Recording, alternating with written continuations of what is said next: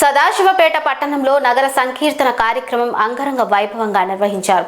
ఉదయం శ్రీ శ్రీ మాణిక్య ప్రభు మందిరం నుండి ప్రారంభమైన ఈ కార్యక్రమం శ్రీ దేవర దాసమయ మందిరం, పెద్ద మఠం, శ్రీ భవానీ మందిరం మీదుగా కొనసాగి చివరగా శ్రీరామ కళా మందిరంలో ముగిసింది. ఈ సందర్భంగా హనుమాన్ చాలీసా, లింగాష్టక పారాయణాలు నిర్వహించారు. ఈ కార్యక్రమంలో హిందూ వాహిని, బజరంగ్ దళ్ కార్యకర్తలు మరియు భక్తులు పెద్ద సంఖ్యలో పాల్గొని ఈ కార్యక్రమాన్ని విజయవంతం చేశారు. భక్తి వాతావరణంలో సాగిన ఈ నగర సంకీర్తన పట్టణంలో ఆధ్యాత్మిక ఉత్సాహాన్ని నింపింది.